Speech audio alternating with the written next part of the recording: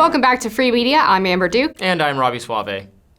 Well, at the end of last week, we saw a huge blow-up between Elon Musk and Donald Trump over the big, beautiful bill. Elon tweeted, "I'm sorry, but I just can't stand it anymore. This massive, outrageous, pork-filled congressional spending bill is a disgusting abomination. Shame on those who voted for it. You know you did wrong. You know it." Since the initial fight on Friday, it seems that Trump has pulled back a bit. Here he is addressing Musk's departure from the admin. Are you going to get rid of the Tesla and the Starlink service that you have here at the White House? No, I haven't heard that. I mean, I may move the Tesla around a little bit, but I don't think we'll be doing that with Starlink. It's a good service. Where are you going to move it to? Move it around, what do you mean? I have a lot of locations. Actually, about the Tesla. I got so many locations that I don't know what to do with them all. About the Tesla, did you ever see Elon Musk get physical with the Treasury Secretary? No, I didn't. And I tried to ask... They did have an argument, but I didn't see a lot of physicality there. And there was this New York Times report that he did not want to talk about, Elon Musk, that alleged that he, towards the end of his time in the White House, was blurring the lines between recreational use of drugs and medicinal. Do you think he ever had drugs here at the White House? I really don't know. I don't think so. I hope not. Look, I wish him well. You understand. We had a good relationship, and I just wish him well. Very well, actually. Is it just me, or did Trump sound just the slightest bit sad? I think he is sad. I think he's missing Elon. I think so. So I've been talking to a lot of people in and outside the White House about what's been going on with this situation. And the general line is that Trump actually really likes Elon. They were very good friends. He was one of Elon's last friends really in the administration because Musk had stepped on so many toes with the trying to take over, State Department and Social Security. Allegedly assaulting Scott Bessent. Allegedly assaulting Scott Bessent and all these other issues. Yeah. But Trump and Elon were close pretty much to the very end. And he has been apparently instructing members of the administration publicly to pull their punches and be kind of conciliatory towards Elon Musk. That is very interesting. I think Trump does not want to permanently lose Elon forever if he can avoid it, and I think he probably thinks it is avoidable because it is avoidable. I think J.D. Vance similarly doesn't want to alienate Elon Musk as a potential supporter or donor for a future. And those two were friendly too. Yeah. Elon was apparently one of the individuals besides Don Jr. that really pushed Trump to have J.D. be the vice presidential pick. So on the subtext, the subject, of the big, beautiful bill, I agree with Elon fully. There's a lot about it I don't like. I think he is right to vent against a bill he doesn't like that's going to massively increase the deficit. The tax cuts are good. Obviously, support the tax cuts. As Rand Paul has said, let's just vote on them separately. I would vote for the tax cuts, 7 days a week and twice on Sunday. I just can't vote for this bill that massively increases spending. The administration's got to do it anyway. Fine, they can just do it anyway, and that should have been it. Elon really did. He went personal against Trump when he could have just focused on the bill. But I don't know if he has the view because he's new to politics that I spent tons of money on your reelection. I should have some say over policy, which frankly is just not how it works. It's almost the way that the left imagines it works. Right. Like you gave money to something, so now you're owned by this large corporate master. It actually doesn't work that way. Maybe it works that way if you're trying to grow government or get some special industry perk or favor. Maybe you can do this kind of spending.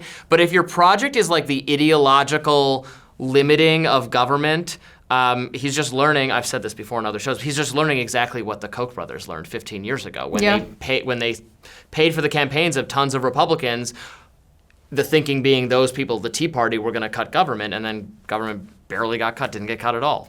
That's what they learn every time. Yeah, I mean, by the Democratic tax, you would think that Elon Musk spending all of this money would have led to the EV subsidies staying in, but they didn't because nobody wanted them. And I did not appreciate, and there was some in Trump world was adopting this line too, that it was about losing the EVs was the blow-up. Elon has contended that it is not about that. He is fine to not have the EV mandates. Now, he has waffled on that a little bit in saying that, he thinks all the subsidies for energy products should go away, but why does his thing get specifically targeted? But in either case, he would be willing to support a bill that didn't have energy subsidies if it had other stuff he liked. Yeah, I mean, I was told by 2 sources in Congress that he specifically asked Speaker Johnson to keep the EV credits in, so I don't know. Somebody's lying, obviously. But all of that being said, I do think the Big Beautiful Bill's a little bit more complicated than Elon is suggesting in his Twitter post. I mean, this is a mandatory spending bill done through the reconciliation process, which is the only way you can pass a mandatory spending bill with 50 votes in the Senate instead of 60.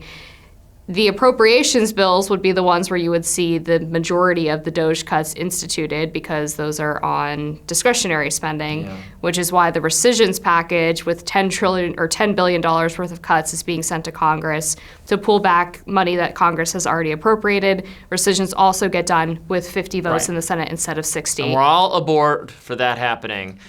But I think it's just, I feel like we're making the perfect the enemy of the good here because you're never going to get 60 votes in the Senate for a DOGE appropriations bill.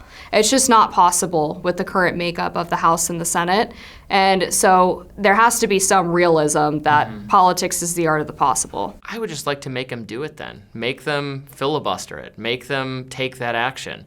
Or else just the threat of doing it will always be enough to veto an attempt at legislation. Make them do it. Make them own that they being the Democrats would block a bill and that some actually Republicans attempts though. Let's make them vote on it. I mean, the Josh Hawleys of the world who are like threatening, no, we can't ever touch Medicare or entitlements at all. We'll never fix the deficit problem in this country.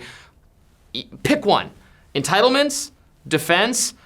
Massively fire government employees and shut down departments. You got to do one of these things. I appreciate the DOGE cuts. I want more of them, but we're not, I mean, we just gotta be realistic and honest. We're not going to get to fixing the deficit by, picking off unpopular foreign payments, those kinds of things. I'm for doing it, but it's not gonna get us to where we need to be. You gotta take on some of the big, intimidating, daunting stuff, and if Republicans are not willing to do that now, they're just never gonna be willing to do that. I don't think the American people are willing to do it either, though, is the problem. Well, I think Trump uniquely has a power to be honest with Republicans and independent people who support him and be like, look, it's gonna hurt a little bit, but if we don't get this deficit problem, do the tariff we're argument. gonna lose to China, He has that power. He could be honest with his own party about the need to tackle entitlements or defense or something. Maybe going after defense could be popular. Defense, I think, would actually be more popular than going after Medicaid, Social Security, let's start there. You could actually get some Democratic support for that. Sure. Maybe you can get Ro Khanna and Bernie Sanders. The American people, even very conservative American people, they question whether defense is actually going to anything tangible that helps them. So I think that is maybe the big missed opportunity of this administration so far. Thanks for watching Free Media. Be sure to like, share, and subscribe to our show, and we'll have more for you right after this.